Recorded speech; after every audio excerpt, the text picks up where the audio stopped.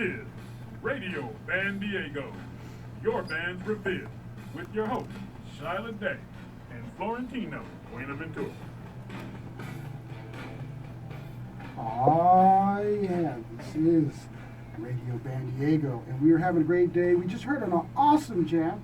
This is the second segment of Radio Bandiego, powered by the mighty WS Radio Networks, brought to you by SIR Music Equipment Rental, where if you need gear for that gig, that's the place to get it. Or even corporate folks, if you have audio needs, make sure you talk to SIR. They've been around in business since the 70s, and they're the #1 in the business. And of course, our friends over at Pitbull Audio, at pitbullaudio.com. Those guys are amazing. If you need gear just to own, if you want to buy a bass, guitar, drums, vocal mic, keyboards, anything, they have the best stuff over there. And we are here with an amazing group that just jabbed it out. The International Hustlers. What's going on, guys? Hello. Hey, Florentino, how's it going? What's going on? You guys you rocked it, man. I mean, as funk goes, you funked it. You funked it up. Thank you. Thank you so much. So, you guys have been playing around. You guys are all exceptionally seasoned musicians. I usually like to get a little history because we want the people who are listening to know a little bit about the group, more than just the music, because the music is inspired by life experiences, right? So, Chris, and let me kind of jump into it. I'm gonna have to read names because I can't. My memory's kind of going. So we got Chris Longier, who is the guitar player, playing a little Epiphone jazz. What kind of guitar is that, Chris? That's an Epiphone Emperor. Yeah. Okay, Emperor. And then we've got Bryce Giuliani. And I have to ask if there's any relation, dude.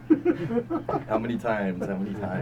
Somewhere down the line. Somewhere down the line. If you get a little closer to the mic, when Sure. you guys get closer to the mic.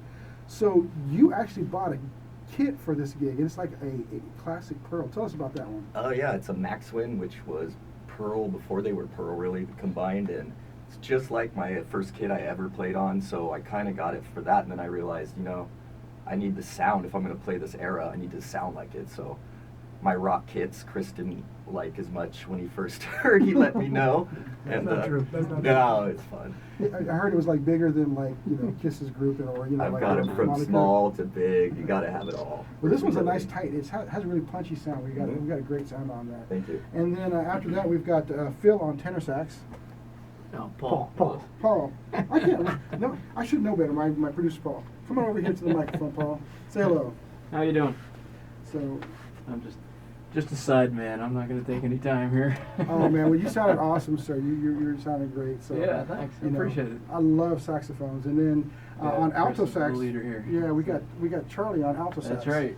Charlie's How the you man doing? right here. How's it going? Say hello, Charlie. Oh, hello everybody. You're scared of the mic. Go ahead. It won't bite. Well, actually, it will bite you, but it won't bite hard. Go ahead. All right, cool. No, I'm Charlie. Play alto. Met Chris, and a few months ago we just started playing together, and I really dig this group. So Yeah. it's got some great music happening. Awesome. And then of course we've got Ty, the percussion extraordinaire there, man. You were sounding awesome. Thank you. You're getting the congas going on, and then of course I had to save the best for last because I'm a bass player. So we've got Chris on bass as well. Yeah, hey, what's up? So double Chris, why don't you guys? Yeah, call it there's a lot of us. It's a Yeah. common name. So how did you get started, Chris? We'll go ahead and push the mic right there. Yeah, the International Hustlers. Oh, wow. The International Hustlers was a group I played in back in the early 2000s. It was led by an old blind organ player named James Tommy Thomas. Everybody called him Tommy. Okay. Yeah, and Tommy was the leader of a group called Support the Artists of America. Okay. We toured all around the Midwest in largely maximum security penitentiaries. Incarceration. Yeah. Well, if you got toured in incarceration, penal institutions, you got to be a hustler, right? That's right. Yeah. So, and how old were you, man, when that happened? Oh man, I was 21 years old. Tommy called me out of the blue, and I didn't even know. He said, "Hey man, you want to go on a tour?" I said, "Yeah, I'll go on the road with you." Yeah, I didn't yeah. even know what it was. Well, you guys are funky. I mean, I'm not just saying that. It's just, and I say that lovingly because that's my favorite kind of music. In fact, my group kind of does a little bit of that kind of stuff. We don't have there's not a whole lot of groups that are doing that around here. How did you guys all kind of, how did this sound come to each individually? What kind of inspired you guys to kind of get this sound? Well, this is Ty. I met Chris, believe it or not, through Craigslist, the notorious Craigslist. Okay. And Chris was one of the legit players on there, so. One of the few. One of the few, one of the few. So we've been kind of, it's been sort of an arduous task finding all the players and getting everything cohesive, but you know, this sounds pretty good. This is pretty groovy. This is the first time I've done it with all these players together. Chris and I have done other stuff together, so yeah, it's been a little road. You just don't give up.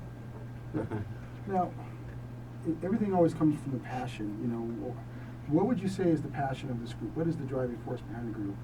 And you all can chime in, or one individual can answer that. Well, for me, it's about having fun and really connecting with the audience while still maintaining integrity and honoring the great musicians who have played this music before us. You know, the Gene Ammons, the Rusty Bryants, the Grant Greens, the Jimmy Smiths, you know, all those legendary musicians, and making sure that this music continues on. Awesome. And who are some of the other influences that we have? Don't here? forget Idris Muhammad. Oh, how could you forget? My favorite drummer of the era. That's all right. You can smack him now. So, how about some of the other folks, saxophone guys? Who are some of the players? You know, basically, Chris, I met Chris down at Sessions in downtown in San Diego on Sundays down at the 98 Bottles down in Little Italy. They have a Sunday thing from 2 to 5, and that's where I first ran into Chris down there. And, you know, Charlie, I got to give Charlie a plug on Friday nights down at the Rook Bar. Okay. That's the real late nighter. Yeah. That's the 9 to 2, or 2:30, however it ends, you know.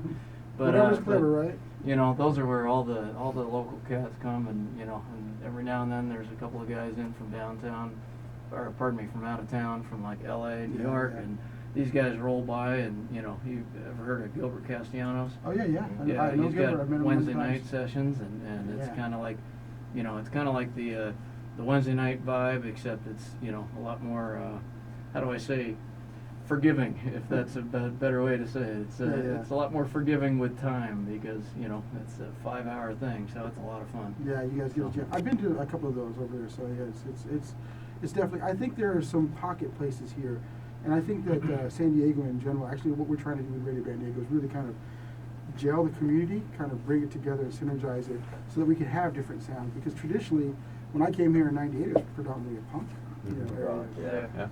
But you guys are going to be doing a little bit more than that. You guys are, you know, you think you have some other plans that kind of branch out a little bit, right, Chris? Absolutely, yeah. We got a lot of stuff in the works.